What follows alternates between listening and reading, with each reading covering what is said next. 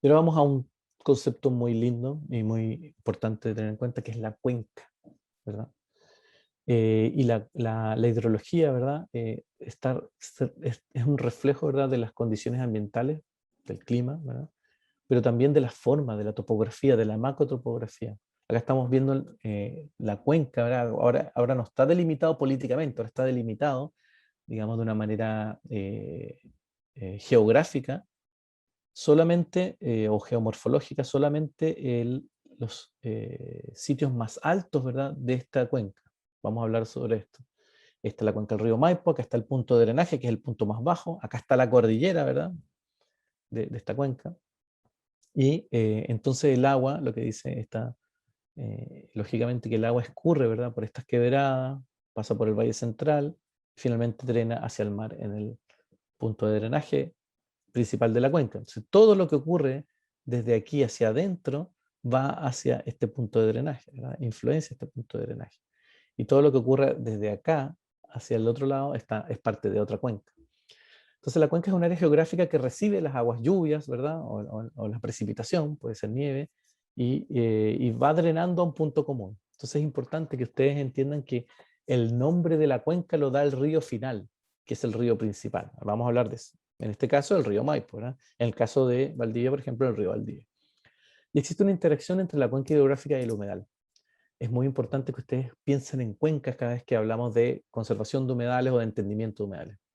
Y el tipo de cuenca y su disponibilidad de agua determinan el hidroperíodo, ¿verdad?, el régimen hidrológico y este balance hídrico. Por ejemplo, si en algún momento del año solamente cae nieve, esa precipitación, que es un montón de agua, no necesariamente se va a reflejar en los humedales más abajo, pero cuando eso empieza a derretir, ¿verdad?, después de la época estival, cuando empieza la época estival, ¿verdad?, cuando aumenta las temperaturas, eso empieza a drenar, entonces puede haber incluso humedales que reciben buena cantidad de agua durante los periodos de mayor calor, ¿verdad?, o de menos precipitaciones.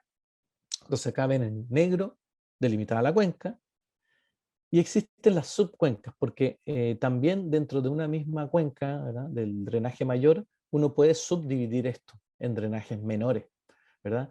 Y aquí es donde se le da nombre a los ríos. Tradicionalmente los ríos que están en estas subcuencas también tienen un nombre y le dan nombre a esa a esa subcuenca. Y luego viene una subsubcuenca, o sea, una división, una tercera división de un drenaje eh, más suave, ¿verdad? Pero que también está dentro de este drenaje mayor. Y esto, cuando ponemos, ¿verdad?, la red hidrológica, observamos cómo, ¿verdad?, generalmente los ríos más pequeños están en estas zonas, ¿verdad?, empiezan a formarse, a acumular agua, y finalmente vean acá este río Maipo cómo termina en un mayor tamaño. Entonces, esto es lo que tienen que tener en consideración cuando piensen en un humedal, que un humedal que está acá, ¿verdad?, o que está acá, está relacionado aguas arriba, y si es un estuarino, también puede estar relacionado a aguas abajo, como pasa en las cuencas del sur, ¿verdad? Un humedal que está acá no necesariamente recibe agua desde arriba o aguas arriba desde la cordillera, sino que también puede recibir la influencia del agua salada del mar, dependiendo de las mareas, como lo vimos anteriormente.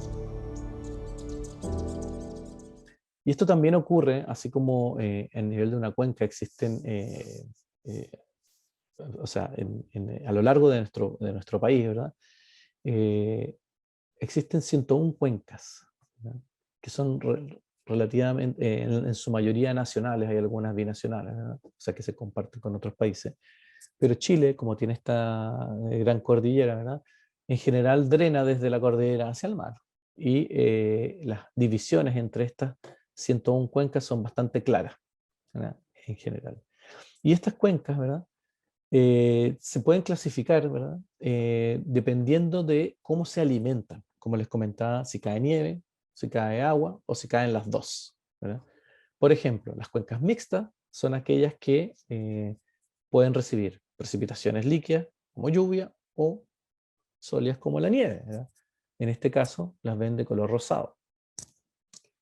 Pero existen algunas que son muy interesantes, que son las netamente pluviales, las absolutamente pluviales, que solo reciben lluvia, ¿verdad?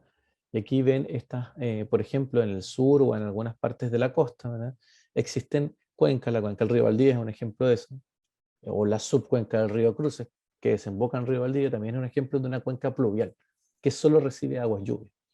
Eso significa que la alimentación de los humedales o el hidroperíodo depende absolutamente del momento en que llueve, ¿verdad? A diferencia de las pluvionivales, donde puede que ya haya terminado la época de lluvias, de precipitaciones, pero el agua se acumula en las partes altas en forma de nieve y luego va entregándose de manera constante mientras se derrite ese nieve. Y también estas cuencas, ¿verdad? Se pueden clasificar según su tipo de circulación. La mayoría, ¿verdad?, de nuestras cuencas desembocan en el mar. Existen algunas subcuencas que no, y esas se llaman exorreicas, ¿verdad? Tiene salida al mar. Y las que no se llaman endorreicas, no tiene salida al mar. Así que pueden entender esto cuando el cambio climático nos está llevando a que algunas cuencas naturalmente exorreicas, al menos temporalmente, se conviertan en endorreicas con un montón de problemas asociados a eso, o cambios estructurales fuertes, ¿verdad? De las características de los humedales. Y aquí ven en el sector alto andino, es más o menos común encontrar estas cuencas endorreicas que no desembocan al mar.